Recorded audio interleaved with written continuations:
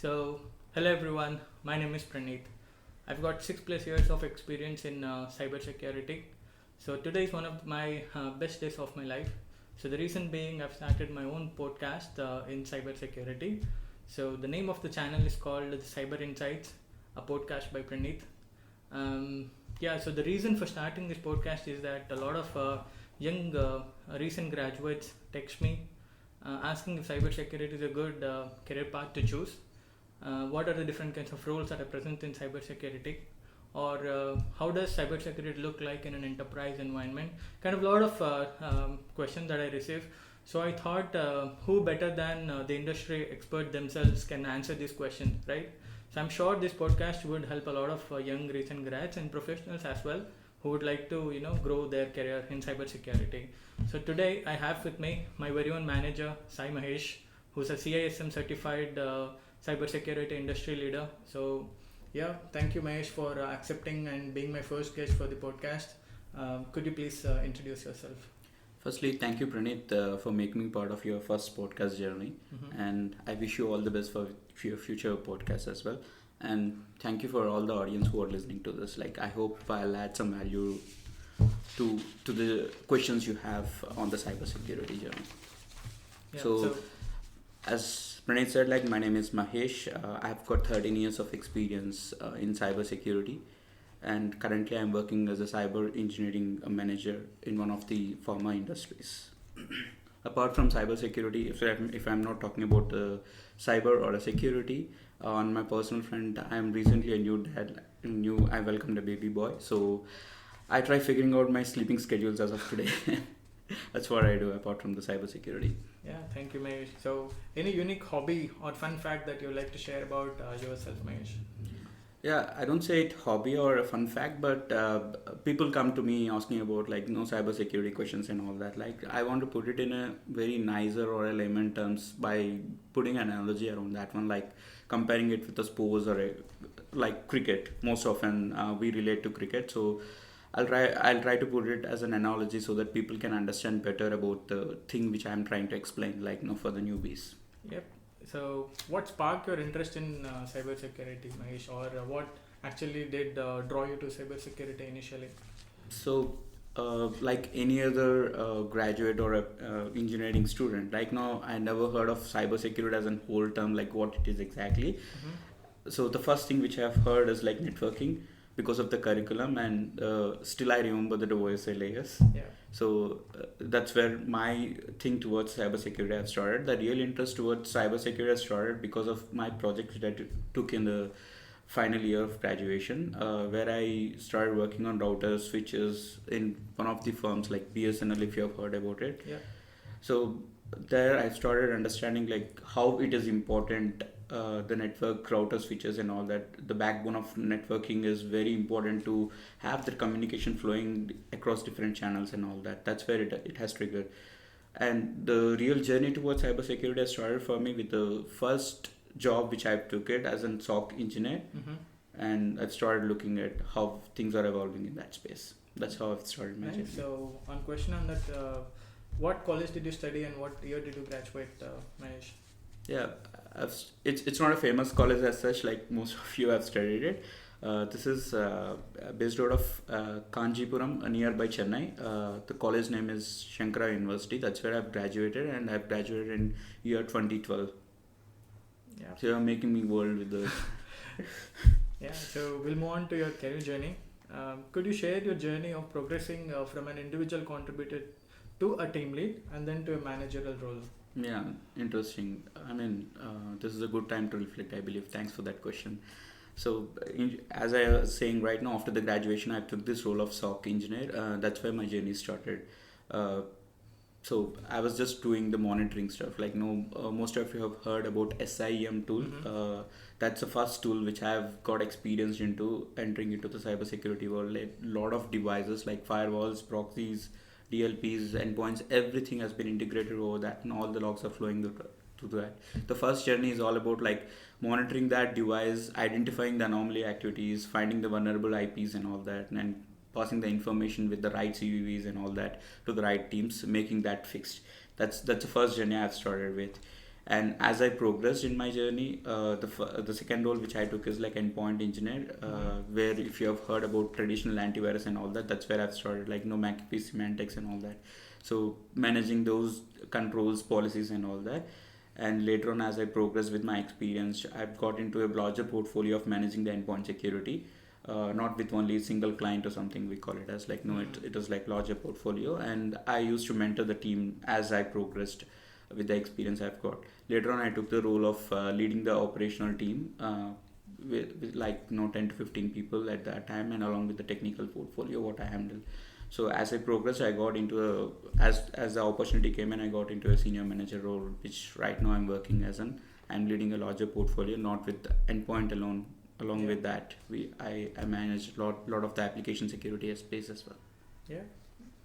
So, what specific courses or learnings or people have helped you in handling challenges in your managerial role, Mahesh?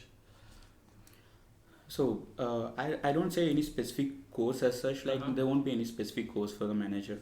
That's what I believe it. It's all about experience and the time you spent in that role and the people you talk and the mentorship you get it from different people, different experts in the industry. I think I'm blessed with that when I have got a lot of mentors around me who time in and time, day in and day out, they help me navigate through different challenges and different phases of my managerial journey. Uh, that's really the one which I take pride in saying that, like no, I have got right mentors and I'm double tapping on them and understanding the things how I have to do and all that. Apart from that, as you said, right, no, there are some courses and trainings which you have to take it as part of the enterprise organization thing, and those will help you make decisions in a structured way and put the things in a structured way. Probably you might have heard 100 number of things from different mentors and all that, but you have to understand how do we do it and where do we do it, like when do we do it. That only comes with courses and trainings, so that is eventually there. Nice, good to know. So, how frequently do you assess whether you're on the right track regarding your learning curve and career path? Yeah, I think most of us does it. Like I also do this self-analysis, self-reflection is what I call it as, right? I don't put a timeline of like no, I have to do it every year, every month or something. Whenever I feel like I'm deviating from what exactly I want to achieve or the goal which I have set it for myself, I'll do it in months time. I'll go do the self-reflection and all that, understand where I'm standing. Am I really getting the right technology input which I have to get it to reach my goal? Am I really going in the right direction on the manager perspective as well? Like, am I taking the right calls for my team? Are they growing? Is what I look at. Like, no, as you are in a manager role, you can't say that you are growing. Yeah. Your team has to grow along with you. So you have to double tap on that as well, like to understand are you really navigating in the right direction or not. Yeah, makes sense, Mahesh. So we'll move on to the next segment, that is technical questions. I'm sure these few questions would definitely help the new young grads in understanding cybersecurity. So could you explain cybersecurity in simpler terms? Cybersecurity in simpler terms, like I would say, we are living in a era of digital world, right? No, everything is digitalized. Like no, the data you don't see it, and there are no papers, files, and all. Like everything is digital. So if I want to put it in a layman terms, like no, very simple term, like you have a city of things. Everything is established in the city, and like any other superhero stuff, right? Now you have a evil force coming into the city, and your superheroes inside the city is protecting your assets or people or whatsoever inside the city. So consider that scenario, and likewise you have all the data existing in the digital world, okay, and you are trying to protect that one. The superheroes are here are cybersecurity experts or cybersecurity analysts, whomsoever it is, right? They are the superheroes protecting from the evil forces like attacks, vulnerabilities, all that coming from the outside world to grab your data, to take the data without knowing to you. So that's how you consider cybersecurity. Like you have the superheroes, I would say. So when you started your career, that was back in 2012 when you joined your first company, how did cybersecurity look like and what kind of changes that it went through? And now what does the cybersecurity look like currently in 2025? Yeah, very interesting question, I would say. So I can really compare with the endpoint security. That's where I've started journey. Right now, it used to be very authentic. There is nothing automated things happening over that one right now. We were doing all the manual stuff actually, uh, like no signature based detection and all that. Like if most of you who are new to the cybersecurity, they might not understand what is signature based and all that. I'll try to put it in a very simpler term, right? Like you have a threat which has been coming into a system. Okay, that threat can't be detected without a pattern defined on your antivirus solution or some other thing, right? No, so those patterns or the signatures have to be defined by a person who is sitting onto the solution, right? No, that used to be the days when I started my career. Right now most of the things are very much manual. There's nothing automated in it right now. Everything has to be a manual intervention. There are most of the eyes looking at the technology and all that. Not coming back to coming to the present day, how it has evolved and all that. If you look at the current technology, what we're using right now, all the next gen firewalls, proxies, and EDR solutions, endpoint security solutions, I would say, work on a behavioral based thing.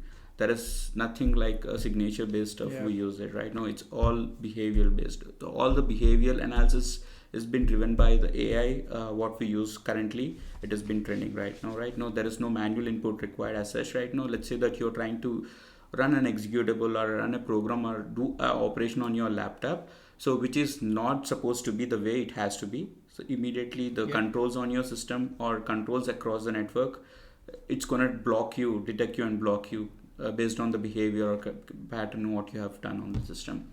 That's where I think, if I want to put it in a one liner, it's kind of like evaluating from manual to completely automated processes. What cybersecurity has evolved from completely. In an enterprise cybersecurity, or what are the different teams that are present in an environment cybersecurity? Right. I think most of the college grads might be looking at this question. They might be interested about where do they start the journey and all that. Like, as I was saying, cybersecurity is a vast world. I think you have opportunities in most of the domains. Like there are multiple domains in the cybersecurity. You don't need to stick with threat hunting is one of those domains where I've started my journey, and everyone probably looking at cybersecurity as like threat hunting is the only space. No, it's not that. There are a lot of spaces, lot of domains. It combined together is formed a cybersecurity. Well, risk and governance is one of those areas where you start looking at the policies, drive the policies, build the policies for a company, look at the governance and all that. And identity access management is one of those spaces, like where you protect the identity, where you build the policies around the identity space. And network is always there, right? No lateral movement of all the data which is going across the network will be protected by your firewalls, proxies and all that. That is always there as a network security engineer. So these are some of the roles, critical roles, I would say. There are more than that. Right now we are evolving in that one. There is no defined role as such. Right now you come into an organization, you see a new role evolving. Like if I say something like the data protection engineer, that is a new role evolved in recent days. Like it was not there earlier. Right now it was all together endpoint security. Now they have divided, understanding the kind of data being flown across the digital platform. They have a different team altogether to classify the data, label the data, and protect the data on a different platform. Exactly. So all of those teams come together for one thing, is to protect their assets, their data. So that's what. True. Cool. So we'll move on to the next question. This has been the talk of the town in the industry. Nothing but it's called zero trust security. Could you please shed some light on what exactly zero trust security is, Mahesh? Yeah, I think this is a buzzword right now in the industry, and every enterprise or an organization is trying to restructure the current architecture into a zero trust model. That's how everyone can protect the assets or the data. Okay, so let's say that zero trust is, like, in a simple term, if I say it, like not trusting the people even inside the organization or inside the fort, is called as zero trust, I would say. Like, all this while we were trying to understand and protect the attacks from the external world, like putting a firewall, placing a firewall or a proxy or some other control externally, like the boundary outside the wall is what we are trying to protect. Now with the zero trust coming in, right now you're trying to protect, you're not even trusting your internal resources and trying to authenticate or re-verify their authentication. Correct. trying to access some resources or not. Yeah, that's how zero trust is all about right now. Yep. So blocking everything and only after verifying if it's needed based on business justification, Yeah. only that is being allowed, nothing else, right? Yeah. I would say like minimal access to most of the resources, and based on the role, you're gonna get the access. So the next biggest term in industry, that is AI, the Yeah. artificial intelligence. So we'll talk a bit about AI in cybersecurity as well. So is it a benefit or a drawback for cybersecurity? Mahesh, what are your thoughts on AI in cybersecurity in general? So technology always comes up with two sides of the coin, right? You always have the benefit, along with that you'll have a drawback if you don't utilize or put it in a right form or shape. Okay, so it's no different for the AI as well. Like no AI, the evolution of AI, we have seen it right now. It's been used across different platforms. Cybersecurity is no exclusion in that one. Yeah. People started integrating AI in the solutions, like as I was saying, like no behavioral based detections and all that. Exactly.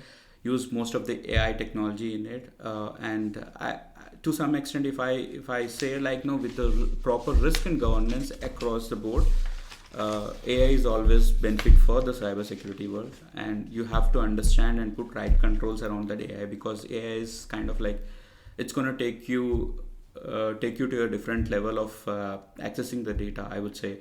That's where you need to understand and put governance around that. And if you have the right governance and just controls around that one, AI is always a benefit. Exactly. And we should start So using it depends on us how we use it, Mahesh. Exactly. All right, so we'll move on to the one next most important segment, which would be the advice for freshers and professionals. So, what skills are most in demand in cybersecurity right now, Mahesh, that should freshers focus on, or anybody in professionals that should focus on? I think people who are like recently graduated or trying getting out of the college and all that, they would have mostly heard about a couple of things. That one is like threat hunting, SOC is kind of like they always hear, and other thing is like cloud. Yeah. So I don't say any different answer apart from that one. These are the two skills where you can start your journey with in a cybersecurity world. SOC is like a very vast term. It has a lot of pieces and parts to it attached to it. Like where you have to start the journey is all about trying to identify the anomalies, like instant response, acting on the vulnerabilities is what everyone has to start the journey with. Like you'll get a lot of exposure into the environment or the enterprise level organization structure and all that. Like cloud is again a buzzword, I would say, and people most often getting carried away with the cloud term and all that. Like why? Because everything is all SaaS based solutions, or everything is SaaS based. There is no on-prem as of today. It's like very few pieces here and there based on certain criteria and all that. Organizations put the device in on-prem, but everything is on cloud. Yep. So that's where you have to start. Again, cloud is no different than any other on-prem solution. Like you have to protect those assets as well, but it will be a unified solution. What you're gonna do it, like there won't be any specific endpoint security engineer or cloud. Kind of like DLP engineer or all that. You have to have the skills of all these together to start protecting the cloud. That's how it is. Like it's all about enabling certain functions or features in the cloud and setting up the policies for it, right? It's not a specific tool you're going to build for that. Nice. So Mahesh, I know that you have interviewed a lot of freshers, professionals in your 13 years of career, right? So what exactly, I'll divide this question into two parts. What exactly do you ask a fresher and when you conduct an interview if you go to a college, right?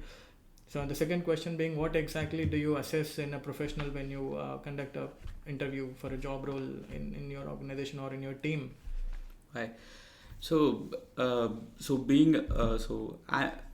take it in a different format, right? So I go to interviews in two ways, right? One is like you go to an interview and interview a person who is not even aware of cybersecurity. Correct. Okay. Nowadays, cybersecurity is part of the curriculum for some of the graduates, and some of them they don't really learn that one. Like any other civil engineer or mechanical engineer, anyone like who are interested to come into a field, they might not know anything about ABC about cybersecurity. So I interview both of them. So I take the things in a different way for both of them. That's why I called it as I'll take it in a two ways. So it actually depends. Yeah, it depends. On who you're interviewing. Depends on what they have studied during their curriculum. Like if someone who have been into cybersecurity as a part of curriculum, they at least can understand simple terms like AV, firewall, and all that. Correct. So that's where I've started my interview. This is one of the aspects I to look at, that from the candidate, like technical aspect of it. Like if he is from a different background, I'll try to understand whether he's really willing, he has a willingness to learn the things or not. Correct. Like it's always important for industry to have a candidate with a willingness. Correct. So even though you might not be very good at technology at the initial phase, you should have that willingness to learn and grab the opportunities. What are you gonna get it? Like that's how you grow it. Like that's how I look at the candidates when I interview. That's the best advice for the freshers, Mahesh, to be honest. So the attitude towards learning is what matters when you interview a recent grad. So what about the professionals? What kind of assessment that you look at the candidate?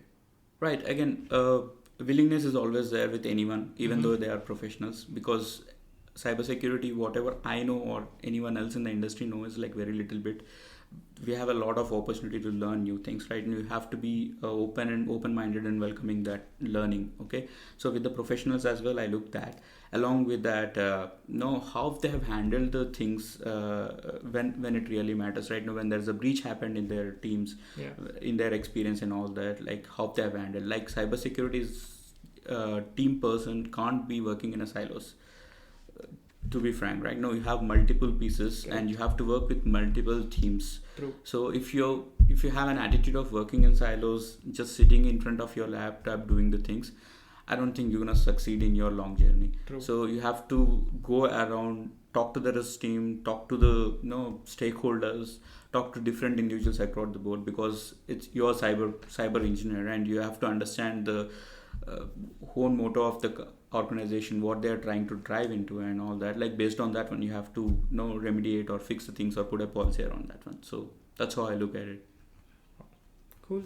So one more advice or one more question for the freshers. Can professionals from non-IT backgrounds transition into cybersecurity? This is like the most asked question. Yeah. Like, would it be easy? Would it be tough? Right? So I would say 100% it is possible. There are a lot of opportunities, and as I was answering this question right now, we have a lot of opportunities, as I was saying, and the professionals with the security background are very less. Like there's a lot of demand for the security folks across the globe.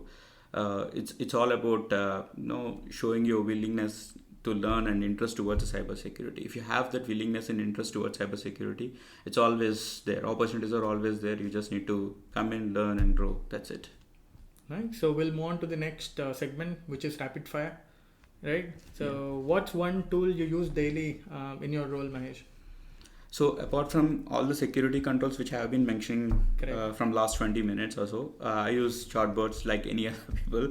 So chatbots are become like security, one of the team member for you, I would say. So without that, you can't survive a day. Correct. So that has been the tool I use day in and day out. Without that, most of the things doesn't happen in the phase which we wanted to happen. Because cybersecurity is ocean, there's a lot to learn. Yeah. So let's not spend time on much of the things. That's what I use the chatbot for. Like the simpler things or the repetitive tasks, I try to depend on chatbot, and I'll focus on the things which really matters for me. Nice. So how do you stay focused at work despite today's many distractions, Mahesh? Like any other engineer, I also set a time in my calendar to make sure that I have time over the 8 hours of time I spend in office. Like couple of hours I set it for myself so that I can just go at my backlogs and think of what I have to do for the next 3 or 4 hours is what I plan my day, just like that. Apart from that, if you ask me, like coffee is the best thing which make me focus on things. Like I'll just tap on coffee. Nice. So what's the biggest cybersecurity myth that you would like to debunk? Cybersecurity is a technical problem, is what the myth across the globe. I think it's not something. When I say technical problem, only the experts in the cybersecurity has to solve it, is what people think. No, cybersecurity is everyone's problem. Everyone has to understand what is cybersecurity. True. And make sure that they are aligned or kind of like understanding it, trying to support the team across the board, whoever is the cyber folks. True. So it's everybody's responsibility is what I would say. Yeah. Right. So last question in this rapid fire. What's your favorite learning resource, whether a book, podcast, or a blog? There's not one particular resource as such. I would say it's available across YouTube. A lot of channels and all that. I follow that. I hear whenever I find time. It's on your mobile right now. So in my hand, like whenever I see something very interesting on the YouTube about the cybersecurity, I'll just watch out that one. And LinkedIn is always there. A lot of technical courses available on that one. I use that. And apart from that, some podcasts which are available on YouTube again, like that help me get a better understanding of cybersecurity. Nice. So we'll move on to the last and final segment, Sure. Which is final thoughts. So what advice would you give to those starting out today in cybersecurity? So the best advice for the new college grads or the professionals who are trying to grow in their career is like, be curious, stay consistent, and don't be afraid to take the challenges. Is what I would say. Okay. It's kind of like initially when you step into the cybersecurity field, you feel it's overwhelming and all that. Like, try to pick one domain or one area where you are interested in, that where you find interest in. Start learning that one, and you don't step back and see that where are you on the journey. It's like you learn and grow. That's it. Nice. So this is the last question of this podcast. So where can our audience connect with you online, Mahesh? If they've got any questions, they want to reach out to you, they want to ask questions on what cybersecurity looks like, any opportunities, or it could be anything related to cybersecurity. So how can we reach out to you online? Sure. I'm available on LinkedIn, so always online most of the times. So you can find me with the name Sai Mahesh M on the LinkedIn, and just text me up one text away. So I should be able to answer your questions, anything like any doubts you have around that. I should be able to help you. Nice. So thank you very much, Mahesh, for accepting and being as my first guest to this podcast. I hope we see you again, and thank you so much. Thank you, Praneeth, for making me first host for your podcast. Yeah. Thank you. Thank you.